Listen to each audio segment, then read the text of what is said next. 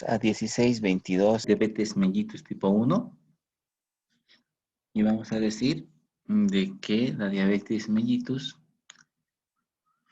es un grupo de enfermedades metabólicas que se caracteriza por hiperglicemia crónica y que es consecuencia de defectos en la secreción y o acción de la insulina. Esta hiperglicemia crónica determina daño, disfunción o fracaso de varios órganos, y los más afectados, como ustedes saben, son los ojos, riñones, nervios, corazón y vasos sanguíneos. Dentro de los criterios de diagnóstico, ahí tenemos, ¿no? Los criterios de normalidad, una prediabetes o una diabetes confirmada. Y generalmente es la glucosa en ayunas, ¿no? Que tiene que ser menor a 100 como normalidad. Pero si encontramos valores entre 100 a 125, que en ayunas ya estamos ante algún problema de orden de prediabético. Y si a eso asociamos síntomas, una glucosa en ayunas mayor a 200 en forma casual, pues es una glucosa en ayunas mayor a 120 o mayor a 200 a las 2 horas después de haber alimentado, y ya estamos hablando de una diabetes de tipo 1, una enfermedad diabética. Si clasificamos por la etiología, es la diabetes tipo 1, que se caracteriza por la destrucción de las células beta del islote de Langerhans en el páncreas. La diabetes tipo 2, que es por falla en la producción y secreción.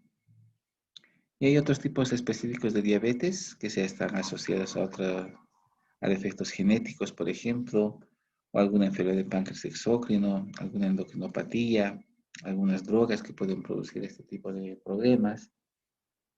Y finalmente tenemos la diabetes gestacional, que se da en aquellas mujeres que están cursando un embarazo.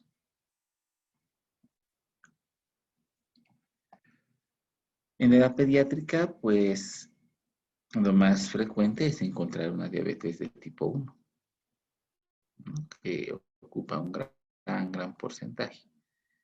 Pero también podemos encontrar las otras que están aquí descritas. Pero si usted encuentra en un niño diabetes, pues en un gran porcentaje es una diabetes de tipo 1. Lo mismo, ¿no? De la de presentación. Si usted se fija, la diabetes tipo 1 se presenta desde un inicio. En cambio, la tipo 2 la vamos adquiriendo con el tiempo. Si hablamos de diabetes tipo 1, sabemos que se debe a una deficiencia absoluta de la insulina con una marcada tendencia al desarrollo de la cetoacidosis. El 10% de la diabetes mellitus corresponde. 3/4 partes se diagnostican antes de los 18 años y la mayoría de los casos de diabetes se deben a destrucción de las células beta. ¿Quiénes causan esta destrucción? Las células T. Entonces hay anticuerpos en 85 a 90% de los casos. Hay una base genética. Generalmente se asocia a determinados haplotipos del complejo de histocompatibilidad.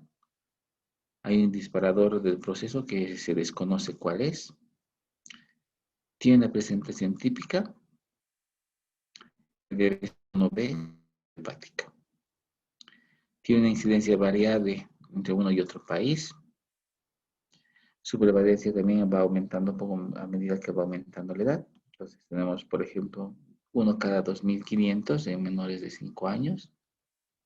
1 entre 300 a 500 a los 18 años. Y ya tenemos 0,8 por 1000 en grupos de 0 a 14. ¿No? Este es un poquito de la historia natural de cómo va sucediendo. Entonces, aquí tienes el porcentaje de células beta, que cuando nacemos son a un 100%, pero con el tiempo van disminuyendo. Y es así que en meses 100 años, pues no tenemos nada. Y hay una fase que se llama la famosa fase en luna de miel, ¿no? Porque hay este incremento pequeñito para luego hacer el descenso. Entonces, si usted va viendo, pues hay pérdidas en la primera fase de insulina, y empezamos con pérdidas de la tolerancia a la glucosa, y empezamos con una diabetes clínica con un péptido C residual, y finalmente una diabetes clínica con ausencia de aquel péptido. Entonces, eso es lo que se va sucediendo. ¿Cómo es la patogenia en la diabetes tipo 1? Pues en un primer estadio hay una predisposición genética. Se ha encontrado que hay una asociación familiar de un 10 a un 15% que haya un familiar próximo con diabetes igual, tipo 1.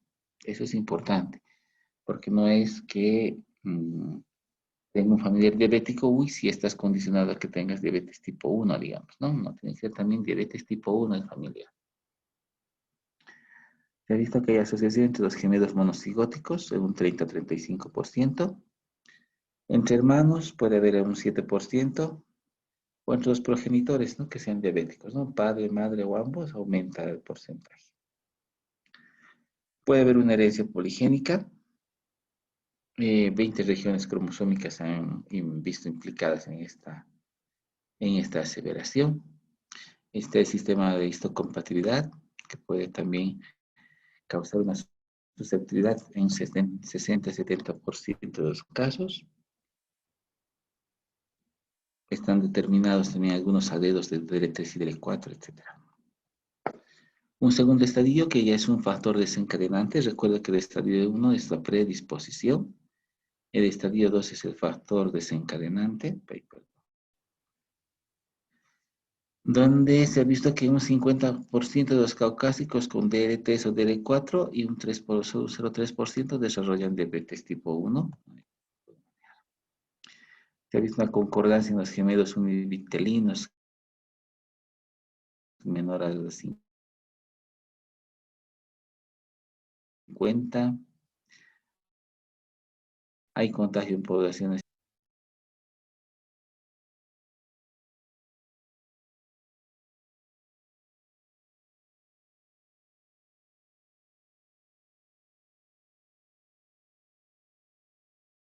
4, 5 y 6. La fase 4 es una reducción progresiva de las células beta que va haciendo en meses y años. El estadio 5, donde hay la diabetes clínica con secrena, donde se inicia el debut clínico. Ya está bajito y ahí es donde debuta, ¿no? Y el estadio 5, que es una diabetes sin secreción de insulina, ¿no? Que varía para su presentación entre 2 a 3 años. Perdón, no estoy pudiendo manejar. Ya. Viendo un poquito de la fisiopatología, recuerde usted que hay una disminución de la insulina, pero hay un aumento de dos otros agentes, ¿no? Como el glucagón, el cortisol, la hormona de crecimiento, las catecolaminas. Entonces, por este fenómeno, a nivel periférico vamos a encontrar menor utilización de la glucosa, entonces hay mayor proteólisis y también hay una disminución de los triglicéridos, ¿no? Entonces aumentan los triglicéridos en el torrente sanguíneo, aumentan los cuerpos amoniacales en el torrente sanguíneo y se disminuye la utilización de la glucosa. A nivel hepático lo que sucede es que aumenta la gluconeogénesis, aumenta la glucogenólisis y aumenta la cetogénesis. Todo esto a consecuencia de esto que está sucediendo. Y a nivel de tejido adiposo aumenta la lipólisis, por lo tanto, ese aumento en la lipólisis aumenta la cantidad de triglicéridos y eso aumenta la cantidad de ácidos grasos totales libres en el cuerpo. Entonces, esta disminución de insulina y ese aumento de glucagón a nivel periférico, que habíamos dicho que disminuye la utilización de glucosa, es lo que va a causar la polifagia. Y la polifagia no es nada más que el paciente que come y come, o sea, tiene mucha sensación de hambre. Tanto en la parte periférica y a nivel hepático, por la afectación que tiene, se va a presentar la hiperglicemia y a consecuencia de la hiperglicemia empiezan a verse manifestaciones de deshidratación. ¿A consecuencia de qué se deshidratan los pacientes? A una glucosuria. Recuerde usted que la glucosa es una sustancia osmóticamente activa. Entonces empieza a arrastrar agua a los espacios y el paciente se va deshidratando. Y esa deshidratación se va a dar porque el paciente va a tener poliuria y polidipsia. La poliuria es miccionar muy frecuentemente Y la polidipsia, a consecuencia de la deshidratación, es tomar líquidos en forma pues mucho más acentuada que lo normal. Esta cetogénesis que se produce en el hígado más este problema de aumento de triglicéridos a nivel de tejido adiposo ocasiona un cuadro de acidosis.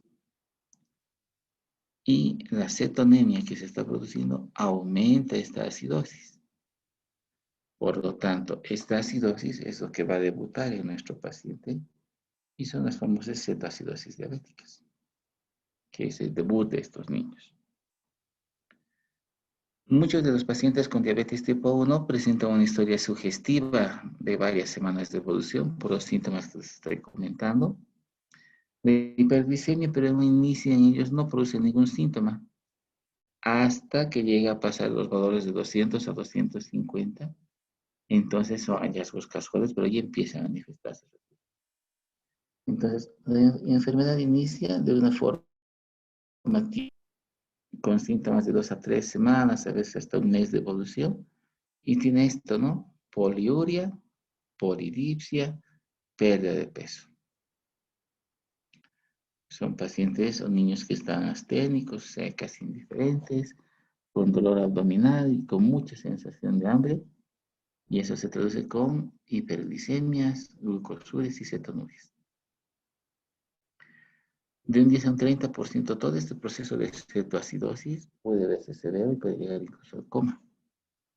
Entonces hay que tener cuidado. ¿Cómo se produce la remisión clínica total o parcial? Que es esta fase de luna de miel que se había mostrado en el gráfico. Hay necesidades de insulina entre 0,5 a 0,3 unidades por kilo día y la duración es variable. ¿Puede haber recaída y diabetes definitiva? Sí. Se caracteriza por un aumento de las necesidades de insulina, cada vez mayor cantidad. Y prácticamente son asintomáticos si el control es bueno, ¿no? Dentro de la clínica, si tiene hiperglicemia leve, será un paciente asintomático. Si tiene una hiperglicemia moderada, encontramos poliuria, polidipsia, pérdida de peso, polifagia. Todas las P's. Entonces, polifagia come mucho, pérdida de peso obviamente va bajando, polidipsia tiene mucha sed, toma mucha cantidad de agua y a consecuencia de eso hay poliuria. En cambio, la cetoacidosis y se caracteriza porque es un paciente, como su nombre indica, en acidosis. Por lo tanto, tiene una respiración acidótica de Kussmaul, viene deshidratado, con mucha náusea, mucho vómito, y ya empiezan con episodios de obnubilación y pérdida de conciencia. Los leucocitos también empiezan a tener una desviación izquierda, y ya empieza a elevarse de amilasa sérica, o sea, ya empieza a comprometerse mucho más todo el cuerpo. Entonces, este cuadrito más o menos orienta cómo hay que hacer la evolución diagnóstica. Si es un paciente sintomático, hay que medir la glucosa basal. Si está entre 100 a 126, hay que hacer una nueva glucosita a las 2 horas después de una sobrecarga oral de glucosa. Entonces, en estos casos hay que decirles que consuman la dieta como generalmente lo hacen, ¿no? No que consuman la dieta que a veces se ponen para asistir al laboratorio o a la revisión médica, porque ahí realmente nos estamos engañando. Entonces, eso es lo que hacemos. Si en la fase osmótica tenemos una glucosa mayor a 100, o mejor dicho, mayor a 200, es un paciente diabético. Si encontramos una glicemia mayor a 126 basada en un paciente asintomático, tenemos que comprobar los resultados, o sea, dar la fidelidad, y lo podemos declarar diabético. Si la glucosa es entre 100 a 120, pero hay una glucosa, hacemos una alta glucosa 2 horas después de haber comido, y estamos en estos valores, igual vamos decidiendo. Si es menor a 140, una glucosita en ayunas tal vez. Si es, perdón, mis disculpas, si es entre 140 y 200, hay una intolerancia a los hidratos de carbono y así nos vamos orientando poco a poco cómo se va sucediendo la diabetes. Una vez diagnosticado, la hiperglicemia se debe valorar la repercusión metabólica del mismo, ¿no? O sea, tenemos que ver cómo está repercutiendo esa hiperglicemia. Entonces, la cetoacidosis, que es la complicación, se caracteriza por la presencia de una hiperglicemia, cetosis y acidosis en el cuerpo. Entonces, encontramos esto en las gasometrías, ¿no? Un pH menor a 7,3 o un bicarbonato menor a 15. Y la gravedad se clasifica en grados. En leve, moderado a grave, según el valor del pH, ¿no? Si es un pH menor a 7,3 con bicarbonato de menos 15, es una leve.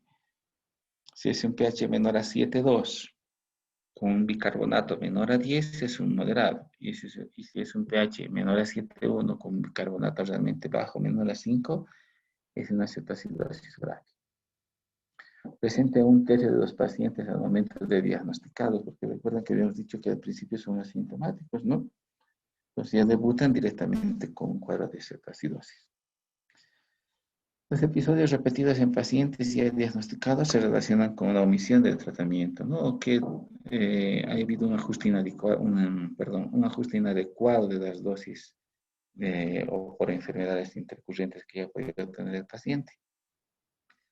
La cetoacidosis es una complicación grave que requiere siempre, colegas, internar al paciente en el hospital. Porque hay que hacer terapias de rehidratación, de regulación de todo el medio interno. Y eso usted no va a poder hacerlo en domicilio. A veces es tan severo el cuadro que necesita siempre una unidad de cuidado intensivo incluso. ¿Bajo qué criterios van a ingresar a terapia? Que sean pacientes en shock o con una inestabilidad hemodinámica, con disminución del nivel de conciencia, con una hiperosmolaridad, por ejemplo, o con una gasometría que muestre una acidosis grave, o alguna alteración electrolítica con cambios en el en el electrocardiograma, ¿no? Puede aparecer datos de una hiper o hipocalemia. Dice ahí en negrillitas, imposible de monitorización y de cuidados adecuados en una sala normal. Este tipo de niños o de pacientes necesariamente tiene que volver a una unidad de terapia intensiva. Algunas pruebas complementarias en caso de pacientes con hiperglicemia. Hay que medir todo esto. Glucosa, hemograma, una gasometría venosa, una osmolaridad plasmática, función renal, ionograma, triglicéridos, cetonemia. Tenemos que hacer toda esta valoración para poder ayudar a este tipo de pacientitos. También hay la presencia de anticuerpos, insulina del pepto C, una función tiroidea, ver también si hay anticuerpos antitiroideos, ver serologías de Epstein-Barr, de virus Coxsackie, algunos anticuerpos antivarietales, como en casos de anemia perniciosa, o anti-ANA, por ejemplo, en la artritis reumatoide. También hay que pedir una glucosuria, una cetonuria, un examen general de orina. Si nos pueden medir microalbuminemia, microalbúmina, pues también sería ideal porque ahí nos va a dar el grado de pérdida de proteínas que está teniendo ese paciente. Los cultivos pues son importantes para detectar un proceso infeccioso, ya que se los entre hemocultivos, orocultivos y otros que se requiera. Un poquito de diagnóstico diferencial puede ser complicado, pero es útil. Hay que diferenciar tres situaciones clínicas que se estoy poniendo en este cuadro, ¿no? Paciente sintomático con cetoacidosis, paciente asintomático o con síntomas leves, pero que no trae cetosis, y finalmente tenemos niños con un síndrome específico, ¿no? O sea, tendríamos que ponernos en el lugar también de todo el equipo que trabaja con este tipo de pacientes, ¿no? Porque realmente llegan a ser muy demandantes. Si hablamos un poco del tratamiento, la presencia de cetosis con o sin acidosis es una indicación absoluta que el tratamiento con insulina, independientemente del tipo de diabetes, debe ser ajustado de forma individual. Si usted no puede decir, he comido mucho, me pongo una rayita más, ¿no? Hay que tratar de siempre estar bajo control médico para que nos pueda orientar en el manejo. La insulina por vía endovenosa, en un caso de cetoacidosis diabética, es importante. Los pacientes sin acidosis pueden administrarse insulina por vía subcutánea. ¿Cuál es el objetivo de todo esto o del tratamiento? Lo que pretende es restaurar el equilibrio hidroelectrolítico, corregir los estados de acidosis en los pacientitos y evitar el desarrollo de complicaciones secundarias. La dosis diaria depende de cada paciente y en el caso de pacientes sin acidosis hay que hacer la dosis diaria y se administra dividida en 6 o 8 fracciones iguales. Entonces ahí va a depender si se utiliza insulina regular o una semejante de acción rápida. Y importante también que el paciente siga una dieta pobre en grasas y rica en hidratos de carbono.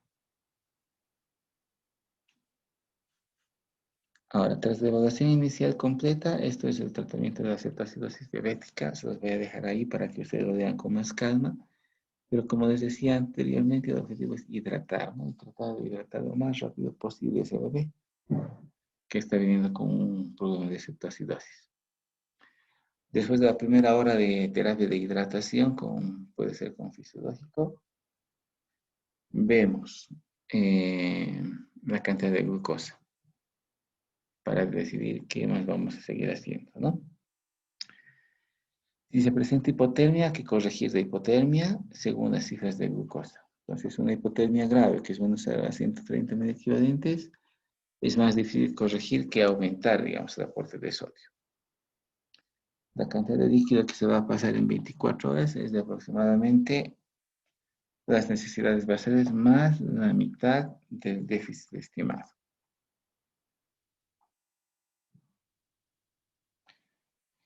Si encontramos un pH de 6 menor a 6.9, hay que aportar bicarbonato, siempre junto a cloruro de sodio.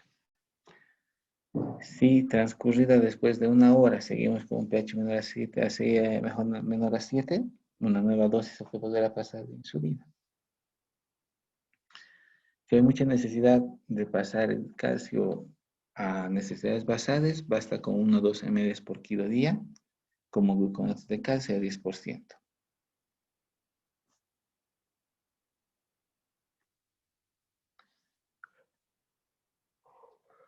Si hablamos del potasio, colegas, no se debe administrar potasio endovenoso hasta que se haya restablecido la diuresis. Si el potasio está entre 3,5 a 5, hay que administrar potasio por vía endovenosa o vía oral. Si el potasio está cada vez más bajo, entre 2,5 a 3,5, hay que darle potasio, hay que darle los líquidos de la solución, hasta que complete la caliemia. Y es importante hacer la monitorización cada hora. Si el potasio está menor a 2,5, administrar un miligramo por kilo peso de cloruro de potasio de vía endovenosa. Y que pasen una horita, por favor. Y el construir la pirámide poblacional, y una vez comprobada la diuresis, las primeras 12 horas, mejor dicho, perdón, disculpe. Las primeras 12 horas, y una vez comprobada la diuresis, recién se administra potasio. La mitad como cloruro y la otra mitad como fosfato. Entonces, recién después de administrar esa forma de potasio, se da cloruro potásico. Algunos otros elementos como el fosfato y el calcio, ¿no? La cetoacidosis produce un agotamiento del fosfato intracelular. Y a nivel del calcio, una vez que se corrige la acidosis, hay que poner calcio al paciente, sobre todo cuando son niños muy, muy pequeñitos, ¿no? Ellos necesitan siempre para su metabolismo que se les aporte calcio. Entonces ahí está la dosis para administrar el conato de calcio, 1 a 12 ml por kilo peso al día. Todo diluido en un suerito. Hablando de tratamiento con insulina, es nuestra primera fase de tratamiento. Y es importante aquí recalcar que la insulina es la terapia esencial para normalizar la glucosa. Y obviamente esto nos va a permitir frenar la lipólisis y la cetogénesis que se está produciendo. Hay que tratar de hacer una infusión continua de insulina regular. Ahí está la dosis que se les ha colocado en rojito. Hay que tratar de que el goteo sea de 0,1 unidades por kilo hasta que se resuelva la acidosis, ¿no? Entonces, la infusión hay que iniciar a 10 ml hora en la cetoacidosis grave y en los casos con cetoacidosis leve necesitan menos insulina, entonces hay que partir con 0,05 o 0,07, por ejemplo. El ritmo de bajada de la glucosa tiene que ser menor a 100 miligramos por decilitro hora. Si su ritmo diurético es mayor, disminuirá el ritmo de perfusión de la insulina, entonces hay que tratar de lograr siempre un equilibrio. En la segunda fase ya tener aquí una tablita con algunos valores y qué valor de insulina le corresponde para poder corregir. Una vez corregida la acidosis, hay que reducir el ritmo de 0,05 unidades por kilo hora hasta iniciar la insulina, colegas. Nuestra tercera fase de tratamiento es iniciar la alimentación oral con una dieta en varias raciones, ¿no? Como se sirve generalmente a la persona diabética. Tenemos que partir en lo posible con 2 a 3 raciones y luego vamos aumentando, ¿no? Las calorías son importantes. Las calorías en el día tienen que ser 1000 de calorías más 100 por cada año de edad, por ejemplo. Si usamos insulina subcutánea, ahí está la dosis de 0,5 a 1 unidad por kilo día. Hay que administrarlo en forma rápida y análoga y no suspender la superposición continua de glucosa, de insulina con glucosa. La proporción de insulina rápida o NPH será de 1 a 3, mejor dicho, de 1/3 a 2/3 en niños mayores y en niños menores de 1/4 a 3/4.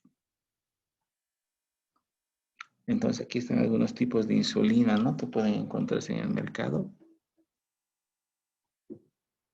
Y hay que hacer los controles durante la primera semana post tratamiento, por ejemplo. Cada hora hay que vigilar diuresis y glucosa capilar. Cada 1 o 2 horas hay que medir pH, gasometría e ir viendo cómo se está comportando el ionograma. Hay que ver que presenten glucosuria y cetonuria en cada micción también, por ejemplo, en esos pacientes. Nuestro control clínico consiste en frecuencia cardíaca, respiratoria, tensión y temperatura cada hora. Y es importante ver los signos de aparición de promontorios o de edema cerebral. Tratamiento y diagnóstico de edema cerebral, pues ahí hay algunas alternativas y algunos criterios también para poder reducir esto, que ya lo hemos visto anteriormente. Un cuadrito que trata de explicar, ¿no? La evaluación inicial y completa y cómo hay que administrar los líquidos a este tipo de pacientes. Así que les dejo el cuadrito para que lo puedan leer con calma.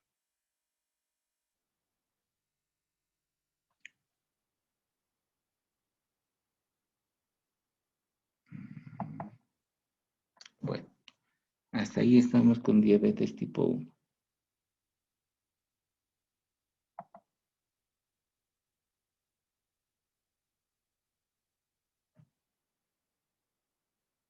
Creo que no hay nadie, ¿no?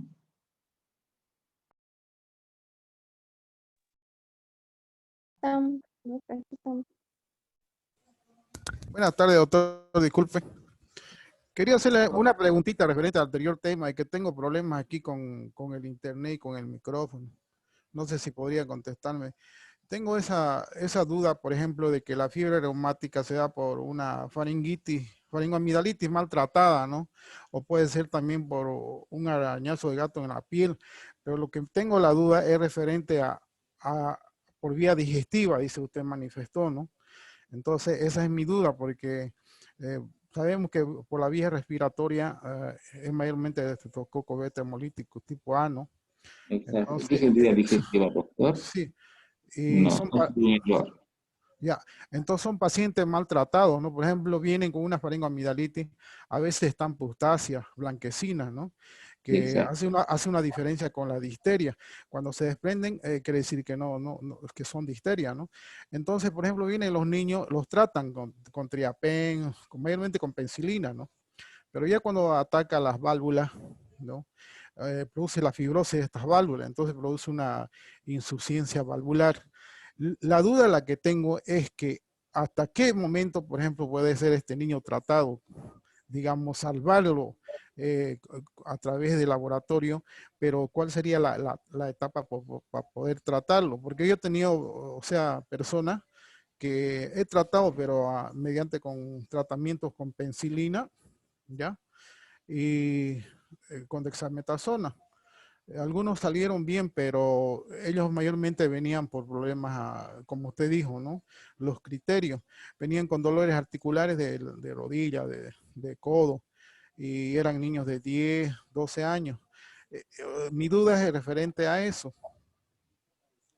Y doctora, en realidad, como le había comentado, esta es una reacción antígeno-anticuerpo, ¿no? Entonces, si se detecta un cuadro de faringoamigdalitis o una lesión en piel por el estreptococo, hay que iniciar el tratamiento lo antes posible, justamente para evitar que se vayan liberando las toxinas, ¿no? No podría decir, encuentro un paciente, hasta los 5 días usted puede salvar y evitar la complicación de una endocarditis, de fiebre reumática, por ejemplo. No se puede. Lo que sí le puedo decir es de que ni bien usted detecte, haga el tratamiento con penicilina porque es el fármaco ideal y eso va a ayudar bastante, ¿no? Y como le había dicho, es importante tener o hacer un buen tratamiento de este tipo de lesiones. Cuando usted ponga penicilina o el triapen que me ha comentado y vaya haciendo el seguimiento, porque una vez administrado el antibiótico, tiene un cierto tiempo para ir haciendo los controles y tienen que ir remitiendo las pústulas que se están formando a nivel de las amigas. Ya, porque yo hacía tratamiento, por ejemplo, de 4 días con triapen cada día, durante 4 días, ¿no ves? Y, me he dicho cada semana y luego lo derivaba cada mes durante 5 meses. Entonces tenía ese esquema de tratamiento, por eso es que mi inquietud es referente a eso, doctor. De todas maneras, muchas gracias por Claro, si hay fiebre reumática Ujú. declarada, sí es una ampolla de penicilina benzatínica mensual. Sí, Y si estamos hablando de una faringoamigdalitis, una faringitis o una amigdalitis purutácea o una lesión en la piel que está iniciando, está bien, puede poner penicilina para ayudar a controlar, pero no es necesario hacer el ciclo de mensual, ¿no es cierto? El mensual es cuando se llega a saber de que hay realmente una fiebre reumática. ya, doctor, gracias. Bueno, Personas que tengan dudas o consultas pueden activar su micrófono, por favor.